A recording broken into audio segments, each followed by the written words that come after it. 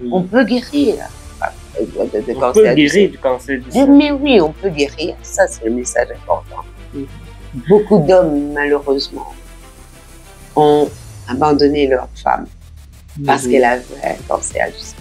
Par contre, il y a un message qu'il faudrait qu'on fasse passer aussi aujourd'hui, c'est un message qui concerne les hommes. Une femme meurt toutes les 50 secondes dans le monde à cause du cancer du sein. Et pourtant, ce tueur silencieux peut être dépisté, traité et même guéri. Aujourd'hui, on en parle sans tabou sur AI Nature Plus. Comment reconnaître les premiers signes? Comment cette maladie se manifeste-t-elle réellement? Que dire de la prise en charge au Cameroun et surtout de la prévention? Toutes ces questions et bien d'autres seront posées à notre invité du jour.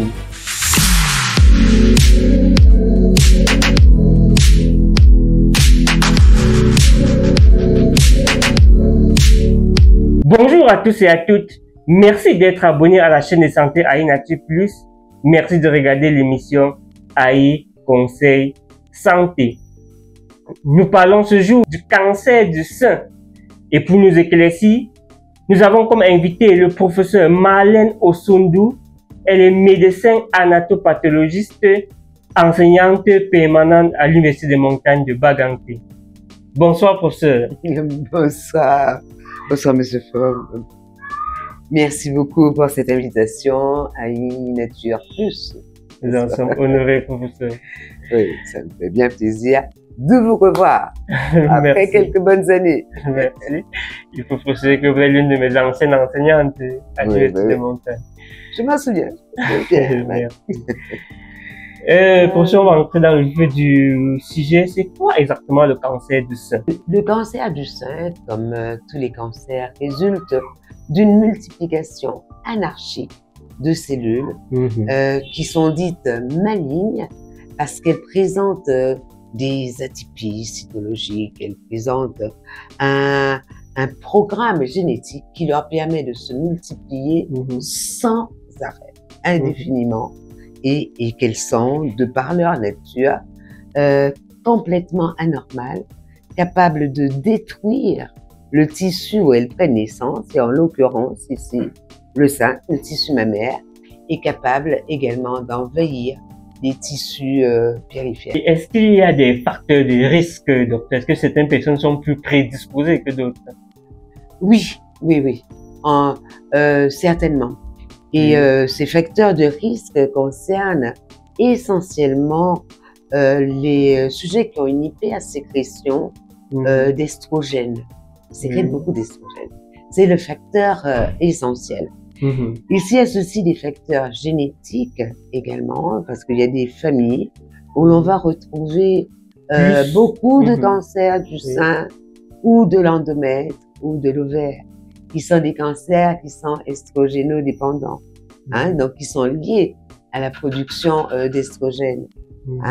Et il faut reconnaître également que des facteurs tels que l'obésité, il ne faut pas être en surpoids, pas être trop obèse, ben ça favorise le cancer du sein, ça c'est sûr. Bon, on rajoute des facteurs mineurs comme le stress et tout. Et c'est vrai que ça peut y contribuer. Et en particulier, on se rend compte qu'une femme qui subit un énorme choc par le décès de son conjoint ou d'un enfant peut déclencher parfois des cancers du sein dans les années qui viennent. Docteur, quels sont les premiers signes à ne pas négliger? C'est-à-dire les signes qui peuvent permettre de suspecter un cancer du sein? Alors, le tout premier signe, on peut dire que ce sont parfois des écoulements même le nerf, surtout s'ils sont sanglants, et la perception d'une tuméfaction dans le sein. Le sein, un nodule, nous on dit un nodule dans le sein, ça doit alerter. Ceci étant, ça ne veut pas dire que tous les nodules du sein soient des cancers. Hein. Heureusement, il y en a pas beaucoup. Ouais, il y en a beaucoup, et en particulier sur des sujets assez jeunes, hein, qui sont simplement des fibroadénomes, donc des petites tumeurs totalement bénignes. Hein.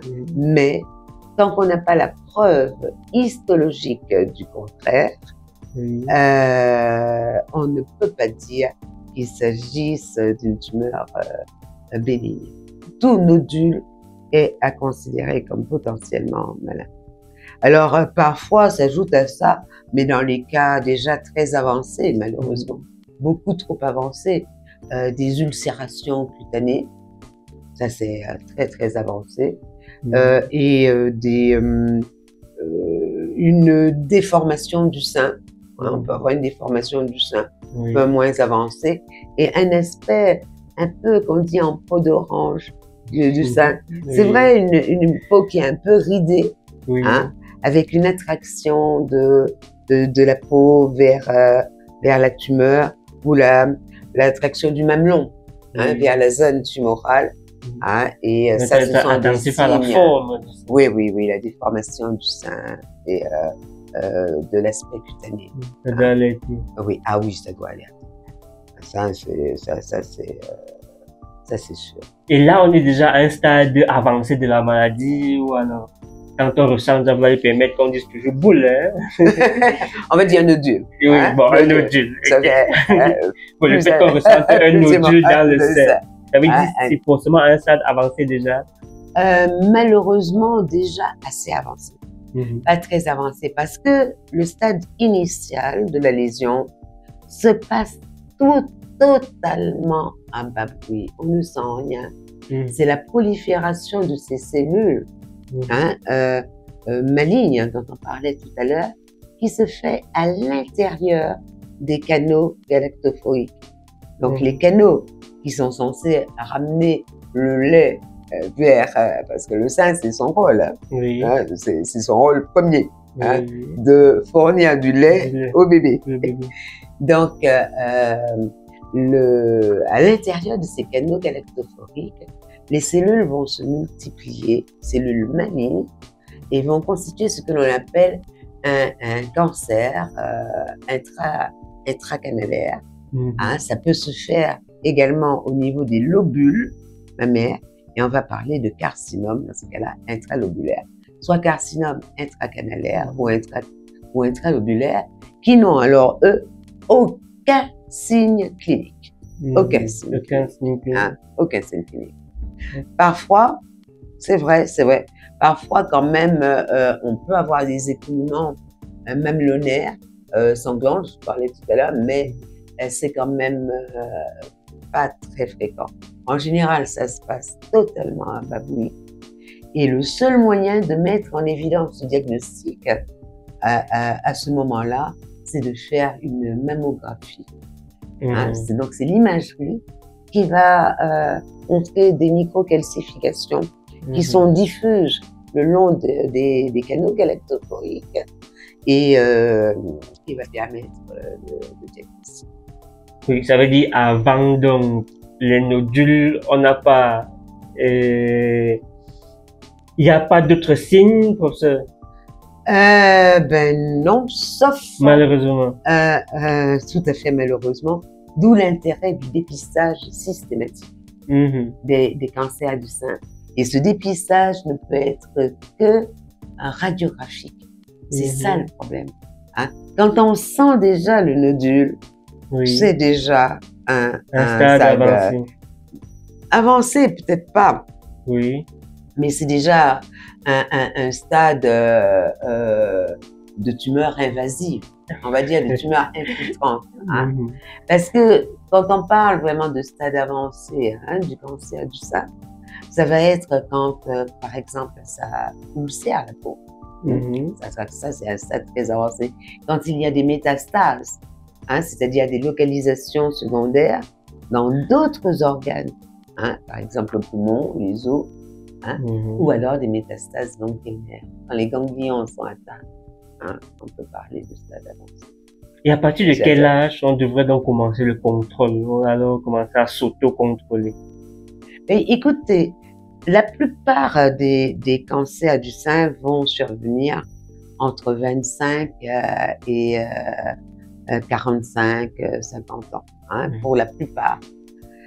Mais dans 20 ans, pas besoin d'y penser. Sauf si on a un état d'immunodéficience. Par exemple, les sujets qui sont HIV+, oui. mais pas seulement eux, hein, ceux qui ont une thérapie par des immunosuppresseurs, des corticoïdes, hein, encore depuis tout petit, hein, par exemple, et même les diabétiques. Les sujets comme ça sont des sujets à risque. Tiens, on n'a pas parlé des sujets à risque de développer des tumeurs cancéreuses et du sein et d'autres tumeurs. Hein. Donc, nous, on a déjà vu des tumeurs du sein chez des jeunes de 18 ans, et c'était vraiment, je me souviens de cas, elle n'était même pas HIV+. Hein, en général, avant 25 ans. C'est des immunodéprimés, quelle que soit la raison, mais elle ne l'était pas, et c'était peut-être plus un problème familial. Hein, une lésion d'origine génétique, mais 18 ans, c'est très, très rare. Donc, déjà, en gros, à partir de 25 ans, hein, pour faire le plus bas possible, le plus tôt possible. Et à quelle fréquence doit-on s'autocontrôler? Voilà. Et on pourrait dire que à partir de 25 ans, c'est facile de faire une autopalpation du sein. Hein? Donc, une fois tous les 2-3 mois, une fois par trimestre, à 25 ans, c'est vraiment très, très rare. Hein? Et plus tard, à partir de 30 ans, il faut faire ça plus sérieusement. Au moins une fois par mois, et une fois par mois juste après les règles.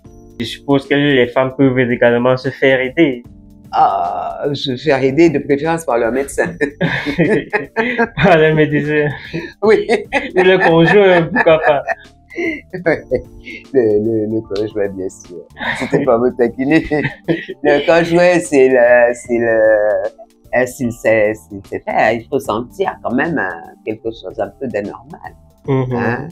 En général, au cours des ébats amoureux, on a d'autres préoccupations que d'essayer de sentir des petites boules au niveau du sein. Mais bon, en tout cas, il est très important qu'au moins une fois par an, une femme à partir de 30 ans, vraiment très sérieusement, une fois par an, elle voit voir son médecin.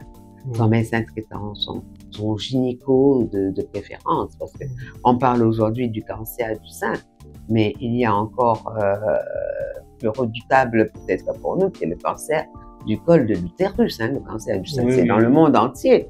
Mais chez nous, on en parlera une autre fois. Hein?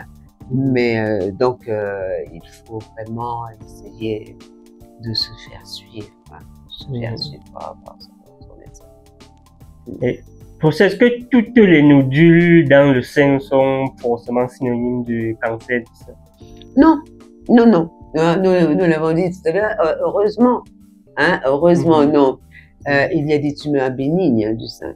Hein. Il y a même dans le sein parfois, en particulier vers le creux axillaire, dans les prolongements, ce qu'on appelle le prolongement mammaire axillaire, qui est pas très loin du creux axillaire. Donc, au niveau du cadran supéro-externe du sein, hein, on peut avoir des ganglions, hein, qui de la chaîne axillaire, qui apparaissent à ce niveau-là, donc qui ne sont pas du tout des cancers du sein, hein, et surtout des adénofibromes. On peut avoir aussi des lipomes, hein, surtout chez les femmes un petit peu fortes. Ce sont des tumeurs bénignes, hein, et ce sont celles-là qu'on va trouver des fibromes, mais surtout des adénofibromes. On ne doit pas forcément s'alarmer lorsqu'on ressent une nodule dans le sein. Heureusement, mais ça doit permettre d'aller voir son médecin. Oui, hein, d'aller voir son médecin. Et nous aussi, surtout les cliniciens, les généralistes, on devrait avoir ce réflexe de toujours faire une palpation des seins à toute femme qui vient pour une consultation, quel qu'en soit le motif. Et il faudrait qu'on forme également nos sages-femmes, parce que les mamans accouchent beaucoup et souvent ici. Il faudrait qu'on forme nos sages-femmes à la palpation du sein. Il ne faut pas rater une occasion de palper les seins. Merci, docteur. Professeur, on va parler du traitement un petit peu. Quels sont les traitements disponibles au Cameroun actuellement? Au Cameroun, comme dans le reste du monde d'ailleurs, il ne faut pas toujours croire que nous sommes les Camerounais du reste. Complètement en arrière. Les traitements sont classiques. D'abord la chirurgie. La chirurgie qui peut être conservatrice ou non conservatrice. C'est-à-dire qui peut intéresser seulement... C'est le premier réflexe, docteur, la chirurgie? Dès qu'on peut, quand on peut. Il n'y a pas des médicaments qui peuvent l'éradiquer? Non. Les médicaments seuls, ils sont redoutables.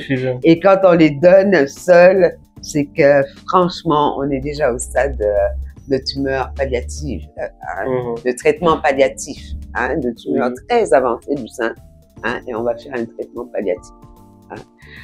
Donc, les traitements sont le plus souvent chirurgicaux, d'abord, ou de façon concomitante associée à la radiothérapie.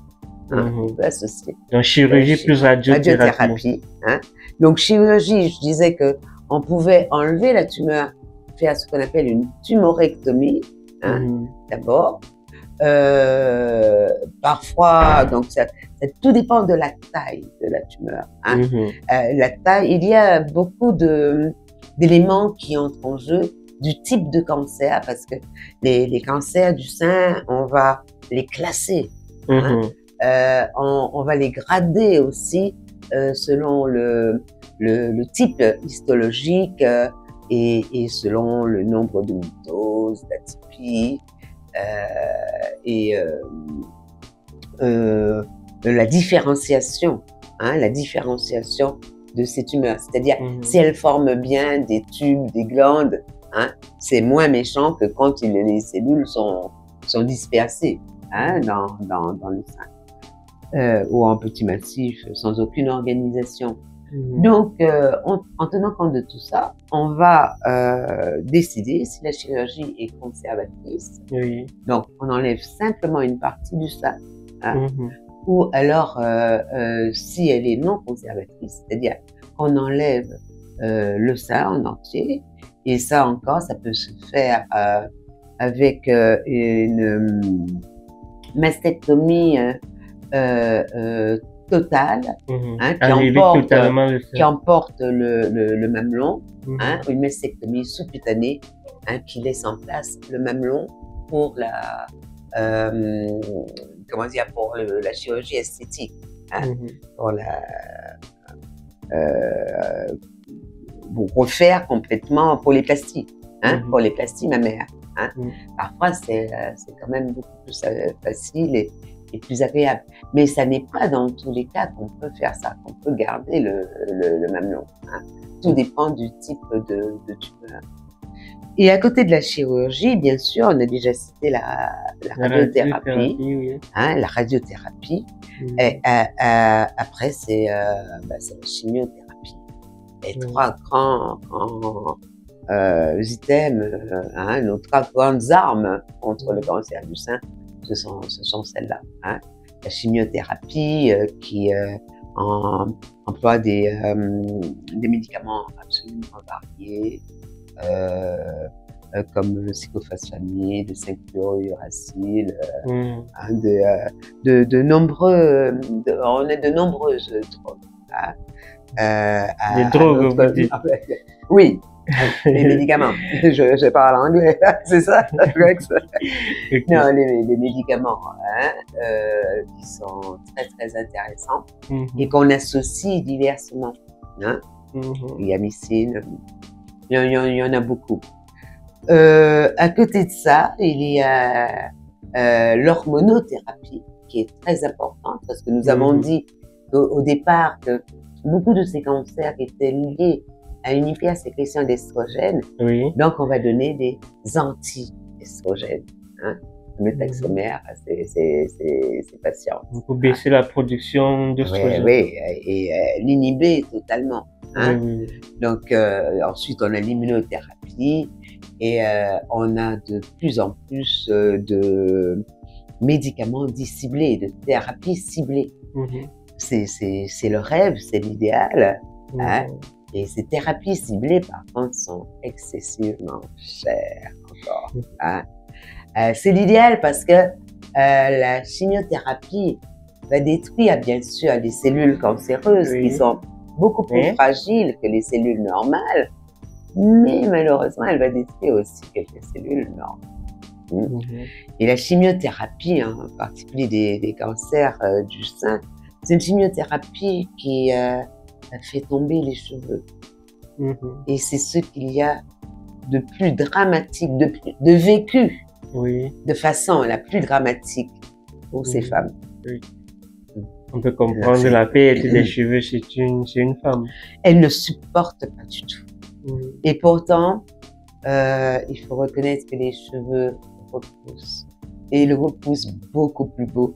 Il faudrait vraiment faire passer ce message aux femmes qui malheureusement ont cette tumeur, de ne pas trop s'affoler parce que les cheveux tombent. D'ailleurs, l'idéal, c'est même de les couper soi-même avant de commencer le traitement. Ça, on n'a pas le sentiment qu'ils tombent.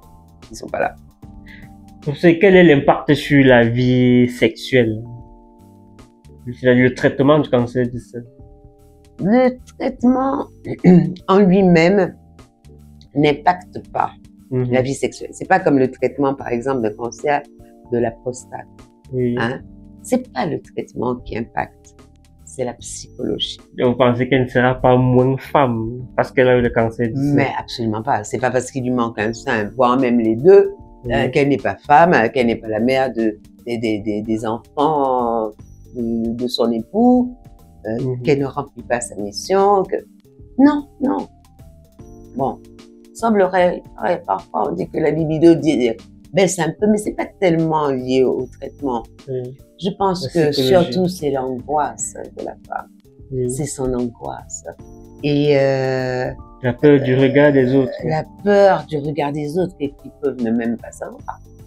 Pas parce qu'il y a des plasties, ma mère. Il y a des plasties qui sont vraiment bien faites et on voit rien sous le soutien. Il y a des soutiens à bonnet et on voit rien non plus.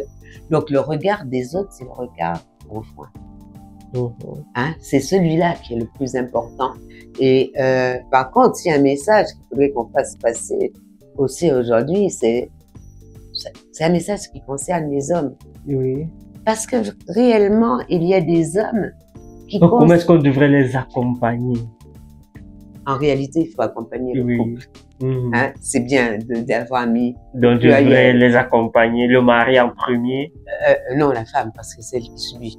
Non, je vais dire le mari doit accompagner la femme. Ah, oui, il doit être le premier à l'accompagner et non pas... La famille proche aussi, les collègues. Mais parfois, les gens ne sont pas obligés de savoir. Hein? Donc, on peut même ne pas s'en rendre compte. Proches, on peut ne pas s'en rendre compte du tout. Elle a été absente quelques mois, on l'a opérée et puis c'est tout.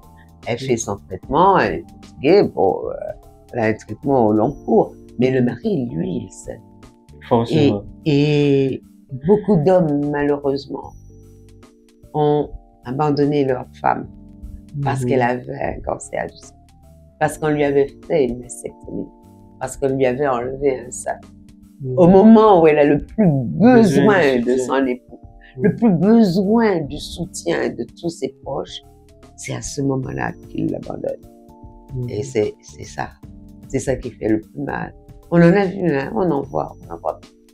Donc il faut former les maris. Il faut accompagner le couple. Il faut accompagner le couple. Merci professeur. Quel est le message fort que vous pouvez passer ce jour aux personnes, aux femmes qui ressentent un nodule dans le sein et qui ont peut-être peur de se rendre à l'hôpital? Alors là, il faut leur dire de laisser tomber la peur de côté, que quand on sent un nodule dans le sein, quelle que soit la taille de ce nodule, quelle que soit sa localisation, le plus petit des nodules, quand on voit la peau, il faut immédiatement aller consulter. Hein, il faut consulter un médecin qui examine et qui va prescrire aux besoins des examens ou vous rassurer. Mais en général, on ne rassure jamais en face d'un nodule sans avoir fait... Non, c'est vrai. Les examens approfondis. Oui, il faut faire l'échographie, la mammographie. Bon, si on voit des choses un peu plus avancées, une peau d'orange, on va faire le scanner, voire même l'IRM. Donc, il y a beaucoup d'examens qu'on peut faire. Mais le tout premier, c'est la palpation. Et le second, c'est nous qui le faisons. Ce sont les anatomopathologistes. Hein. Le second, en fait, je veux dire, après les différents examens dont on a parlé tout à l'heure, parce que quand même, nous, on doit intervenir après la mammographie. Hein, ces données de la mammographie, on peut faire ce que l'on appelle une cytoponction de la tumeur, donc avec une aiguille fine, et ça, le dire au moment, ça ne fait absolument pas mal. Hein. L'aiguille est très très fine. Hein. On va récolter un certain nombre de cellules, on va examiner au microscope, hein, et on saura tout de suite si ces cellules-là sont malignes ou bénignes. Hein. Donc ça va orienter le reste du traitement. Et on va faire des biopsies également, des biopsies au trou-cut avec des grosses aiguilles. Hein. Bon, on n'a pas besoin de faire des biopsies chirurgicales.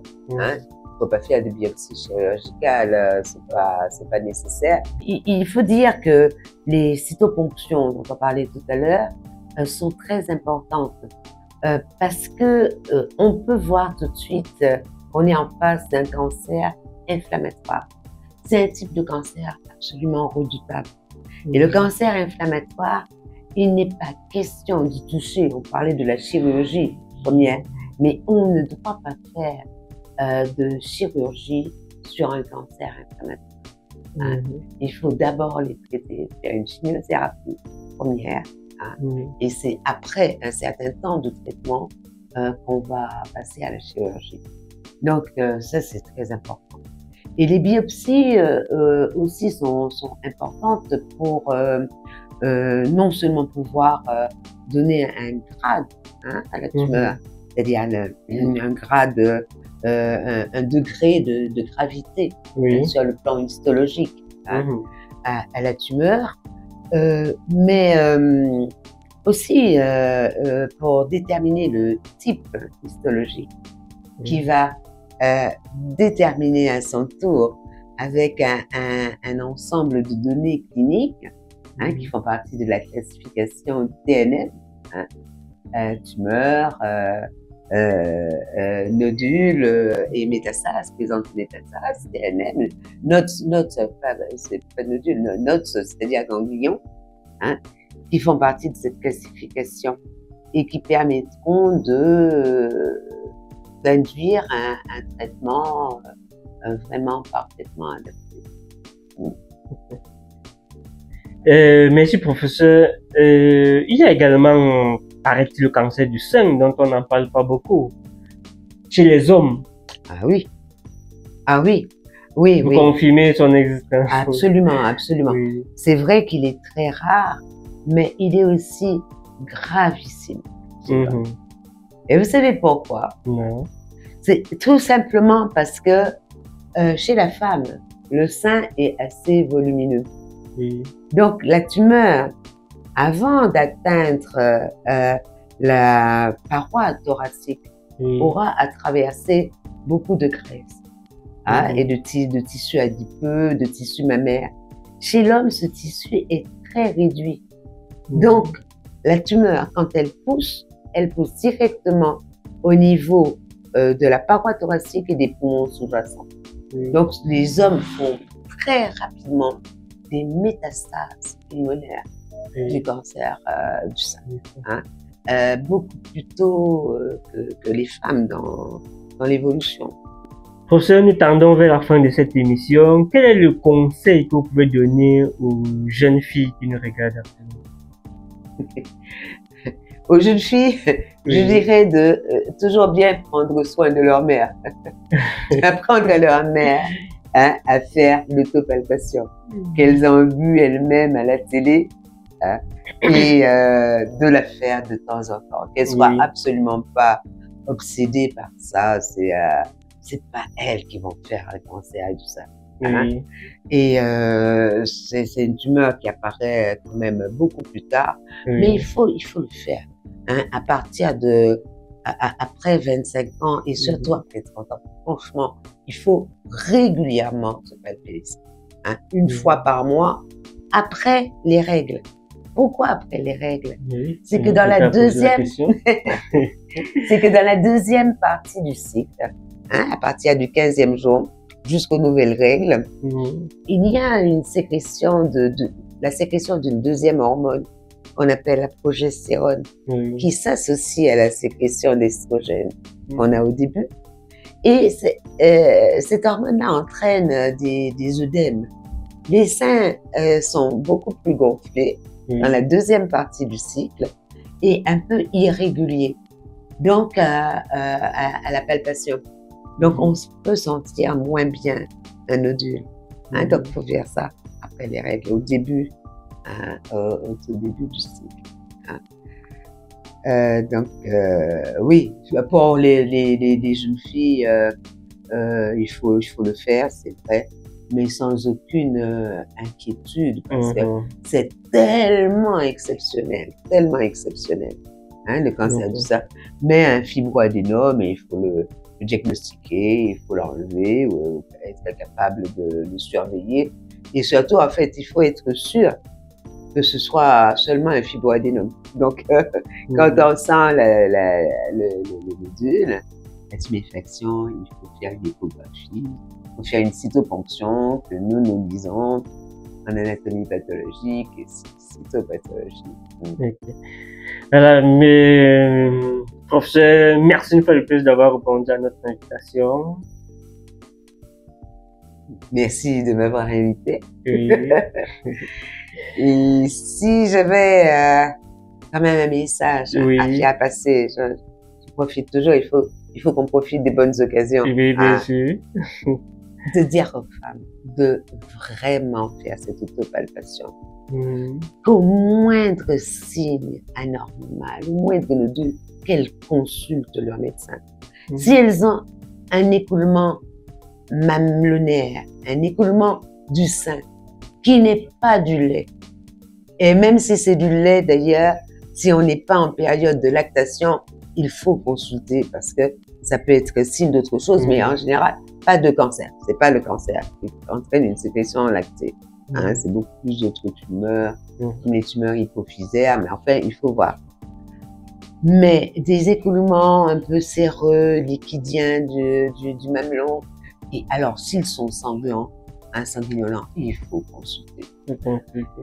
En plus, le message peut-être le plus important ici au Cameroun, c'est que nos mamans, chez lesquelles nous diagnostiquons un cancer du sein, au lieu d'accepter d'être soignées, de venir nous voir, qu'on discute ensemble, qu'on entre dans cette catégorie des femmes. On a dit qu'actuellement, 90% des femmes que l'on traite pour un cancer du sein sont encore vivantes à 5 ans et plus, elles peuvent guérir. On peut guérir de cancer du cancer du sein. Mais oui, on peut guérir. Ça, c'est le message important. Et je suis désolée, je ne suis pas sûre que les praticiens soient en mesure de guérir le cancer du sein. Et trop de nos femmes, quand on pose le diagnostic, au lieu de venir nous voir, de venir pour qu'on fasse le traitement, elles vont chez le tradipraticien, elles attendent de nos mois et viennent nous voir quand elles ont une tumeur qui a ulcéré complètement la peau, quand on ne peut plus rien faire. Et c'est dramatique. C'est à pleurer. Consultez-nous. On est meilleur que les tradipraticiens. Et que merci professeur, c'est avec ces supplications du professeur Osundo, médecin anatomopathologiste, que nous clôturons cette émission. Merci à vous tous qui avez pris la peine de nous regarder ce jour. Pour suivre nos prochains contenus, n'hésitez pas à vous abonner à notre page, partager l'émission autour de vous. À très bientôt. Bonne soirée à tous.